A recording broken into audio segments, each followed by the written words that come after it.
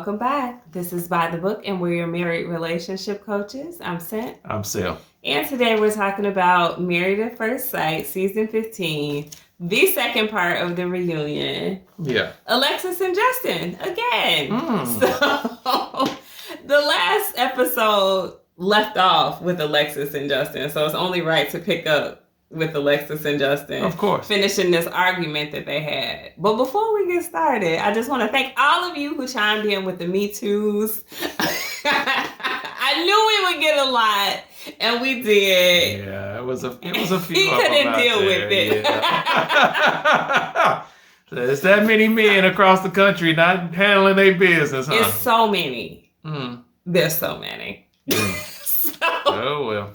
Anyway, we pick up, though, with Alexis and Justin still sitting down. This was where they were having the dispute about whether or not Alexis came to his home drunk, trying to get some, I think. Yeah. So he's adamant that this happened. And it's frustrating to me. It's always very frustrating to me when two people are at such odds about the details of something. Like, yes, you came over his house, or no, you didn't come over his house. It's a very definitive action. Yes. Like, how is there room for, like, a misunderstanding there? Like, either it happened or it didn't. So somebody is all the way lying here. And who is it? For me, I feel like it's Justin. Under a normal set of circumstances, I actually would not say that. Yeah. I would be like, okay, she's trying to cover it up. Maybe it wasn't what it looked like, but she had to have come to his house. But at this point, Justin has lied so much during this reunion that he's made it hard for me to believe anything. I get that. However, I think there's some truth to it. You think she came over there? Yes, I think there's some truth to it. I mean, because he was just a little bit too detailed with it, as far as you didn't come and buzz the thing, or whatever that was, you know? And she's just like, no. And he's just like, man, And he called her a compulsive liar. He called her a compulsive liar. And then later on in the same conversation, he kind of called her in a lie. So, yeah. Okay. I mean, I don't know. Let us know what you guys think about that. I could be biased at this point against Justin because he frustrated me so bad in this reunion show that I'm just like, no, whatever you say, bro, I don't believe it. Yeah, he frustrated me too. Yeah. But I think both of them are very much capable of telling lies when it suits them to make themselves look better than what they probably are. Yeah. You know, so just like I said later on in the conversation, I'm not sure if you're going to bring it up or not, but later on in the conversation, it comes out that when she says that he was telling her not to say any jokes, you know, and he was just like, well, let me give you context on that. I was saying, don't roast me in front of everybody, or don't roast me on national TV where millions of people are watching. But when she said it, she didn't give all of that. So it was just to kind of like make him look a little worse, make herself look a little better. And so they're both capable of kind of stretching the truth. Maybe. But that's if I believe that that's what he said. I think so. He's giving context to it, but I'm like, I could see that conversation going a little differently. So, I mean, I don't want to put words in anyone's mouth, so I'm not going to create my own scenario and make it be real. Yeah. But I'm just saying, I can see that conversation having gone a little bit differently. Okay. Alexis, I think, if she's feeling like I'm feeling, she's starting to get frustrated because during this episode, my biggest takeaway and my biggest problem is like, why the heck is everybody trying to push them back together? Like, what is that about? These two people are very incompatible. It would be no different than if they were trying to push Kristen and Mitch back together. They're equally incompatible. So why do we have Kevin on there trying to ask Justin, you know, if Alexis was still willing, would you still, you know, give it a shot? No. Like she said, let that man say no. Let him be a no and stand on that. He has a hard enough time, like, just speaking up and communicating for himself. Yeah. Like, if he said no, just let it be a no and let it die. I don't want to see them go through this trash anymore. This is not a good relationship to watch. It's horrible. Yeah, I agree. It's When they say they're not compatible, I'm gonna stick with that. They're not compatible. Very much so. And just kind of like let it go. Mm-hmm. She is looking for alpha. Justin is not that. Right. Justin is overly emotional and not every woman's cup of tea. Let him find the woman who is going to be a little bit more suitable to handle that overflux of emotions. No, okay. Well, I won't say nobody, but that's okay. So somebody out there. Somebody is ready. Alexis reiterated how much she tried. Mm-hmm. And she said something that I don't think that we heard until this point, which was she wasn't attracted to him when she first saw him. I suspected that, but I don't think, unless you heard something different, that she ever actually said, like, I wasn't attracted to him when I saw him. She kept that in. Yeah, that's my first time, I think, her actually saying it out loud. But we knew that because she said that she was looking for a football player or a football build or whatever. But I mean, I think it was also like the face. I think it was like everything. Like, I just think she was generally not attracted to him. And that's okay. I mean, it happened. But she didn't say nothing about the face. I mean, did you not get the general sense when she said, I wasn't attracted to him, and like I fought through that? I got over that. Well, I didn't think, because she could have said, he wasn't the physical build that I was expecting. Yeah. Because that's different. That's different. I think that's how I would deliver that if it was just the physical build. If somebody wasn't my physical type, I'd be like, yeah, like he wasn't my physical type, or he didn't, have the body build that I was looking for. He didn't have that football player physique or the basketball player physique, whatever it is that I'm into. I think I would say that rather than just say I wasn't attracted to him when I saw him. That means something different to me. It's a subtlety, but I think it means what I think it means. Huh. Okay. I don't know. I mean, when she was saying that she had to get over the attraction level. Yeah. I was thinking that it was still she was having problems with him just being overly emotional. Well, that was the second thing she said. Like, first she said I wasn't attracted to him when I first saw him. She did. Then she said I wasn't attracted to somebody who was that sensitive. Yes. And so these are definitely two separate things. Yeah, she did. And those are huge hurdles for her to go ahead and get over. And then Justin, for his part, he says, well, my wife didn't want me after the honeymoon. Well, that's because you gave her 2 minute terrible sex. So there's that. Like, if she got over all those other hurdles and had sex with you or tried to have sex or whatever y'all tried to do, and then all of a sudden you got the sense, oh, my wife doesn't want me. That's why. Who's going to tell him? Like, that is why. That's it. But it's wild to me. So he said that right on the heels of having said she came over to his house drunk trying to get some. I'm like, I doubt it. That's another reason why I say no. Well, he said, I know I'm not a smart man, but what did he say? It was very Forrest Gump. But I know my wife didn't want me or something like that. Exactly. And that's a whole. And she didn't want you when she was drunk buzzing your door either. You might have drunk that. I just can't see him making up the whole thing, because even with Nate, yes, he said that Nate was making a pass at him. That is very inconsistent with the truth, I think. But he was basing it off of something that actually did happen. And so the actual thing I think did happen was Alexis showed up. But was she trying to get some? Probably not. But I think she did show up over there, though. For what, though? Why would you even come to his door? I don't know.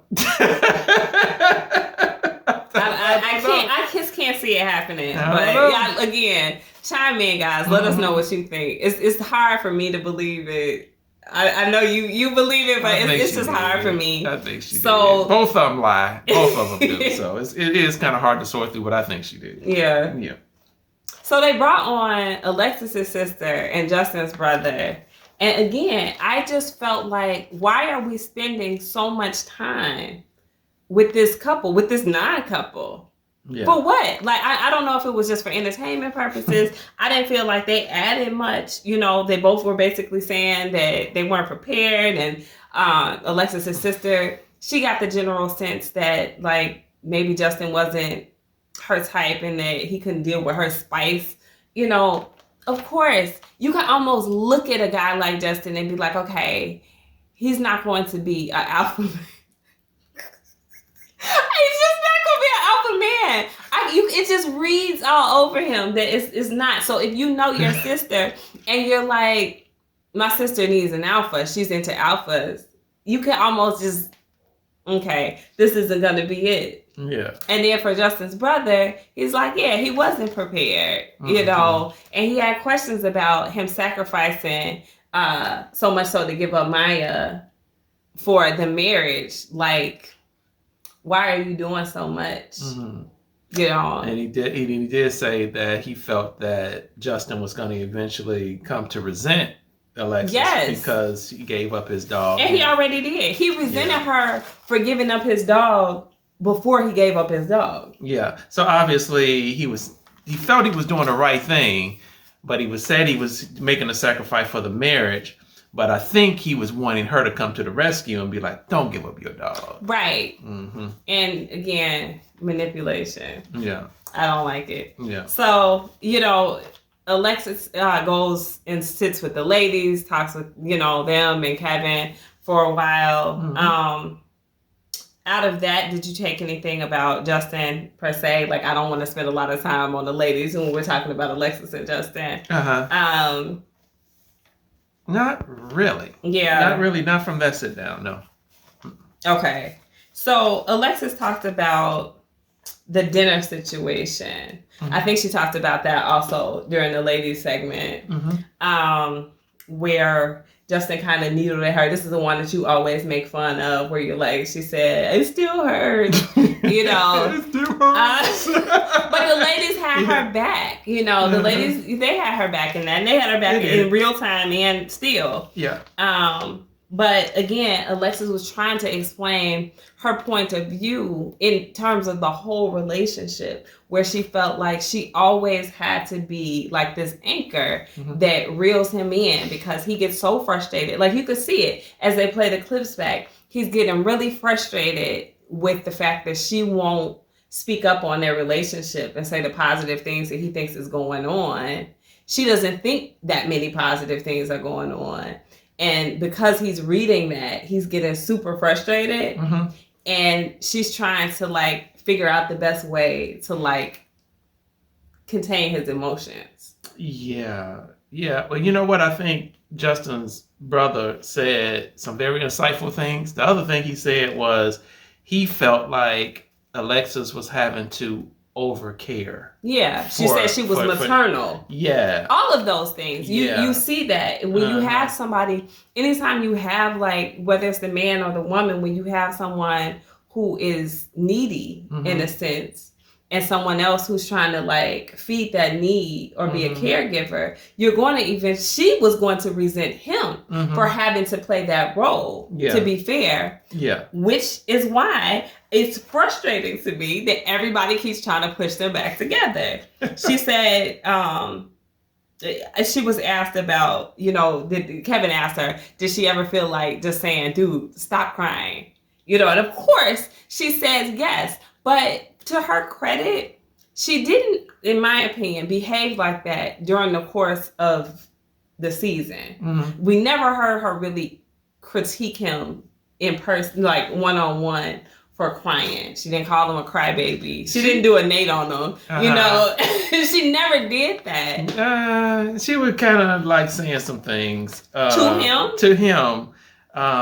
You know, basically like, you know, both of us can't be, you know, in here crying all the time and things of that sort. So she was getting her little digs in, you know, when she could. And I remember when he was crying about being in Morgan's thing, and she was kind of like wiping his tears. Yes. So it looked kind of sensitive, but then she was just like, oh, my little sensitive baby. You know, it's just like, I did not take that like she was ribbing him. I felt like at that point, and that was really early on, I felt like at that point she was still trying to make it work, and she was being supportive of him. I thought so. Yeah. I mean, she may have thought her thoughts in her head, but I don't feel like she was trying to put out to him negativity about it, at least not at that point. Yeah.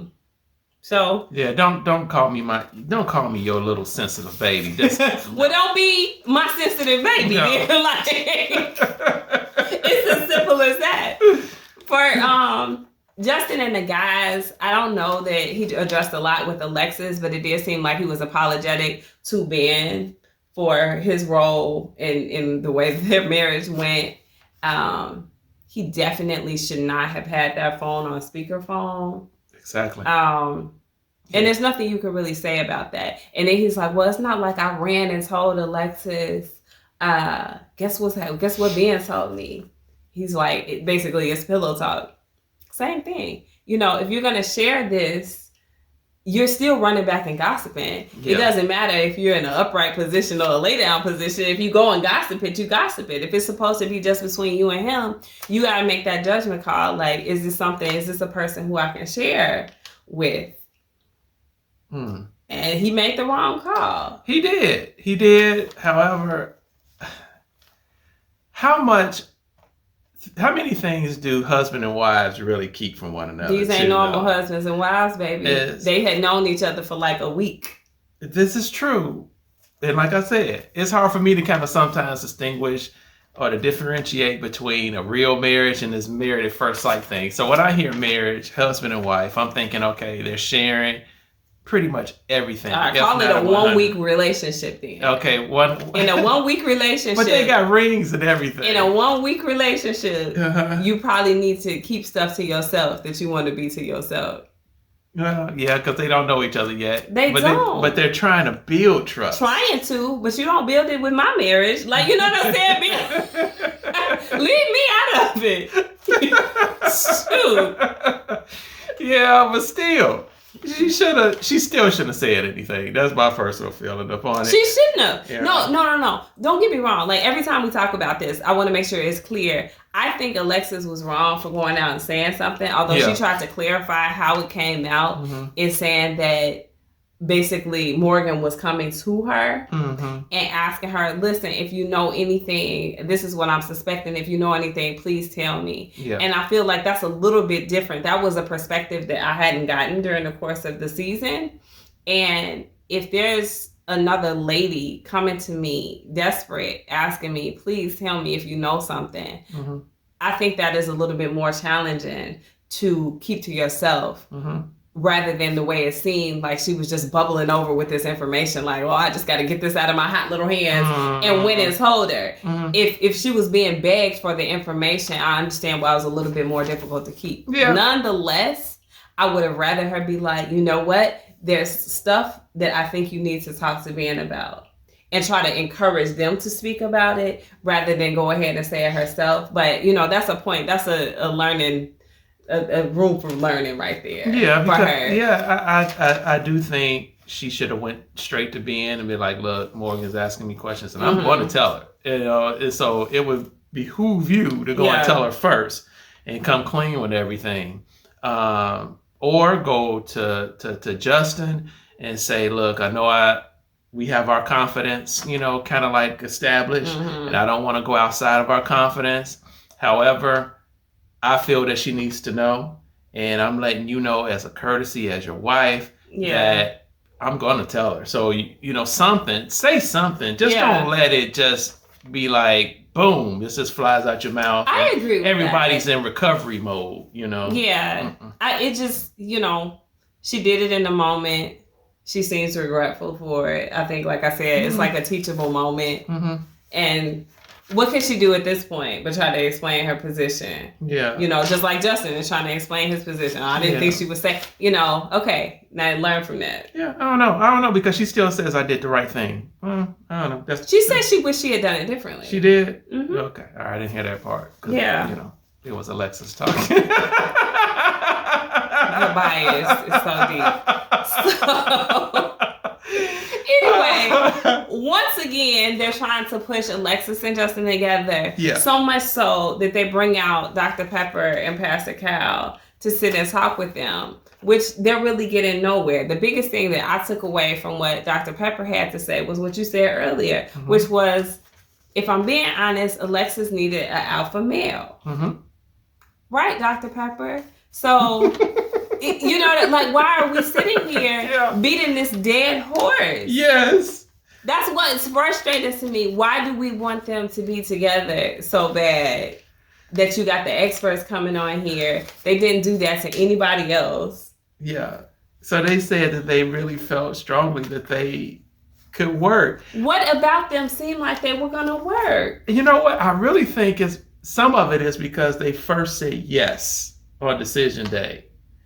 Of course, that yes didn't last past 20 minutes, but they still said yes on decision day. And so I think that's maybe encouraging to them, that they could maybe really, really try. They really didn't try. And as Pastor Cal said, they both gave up. They gave up on decision day after saying yes. They didn't stick in there long enough to see if it could really work.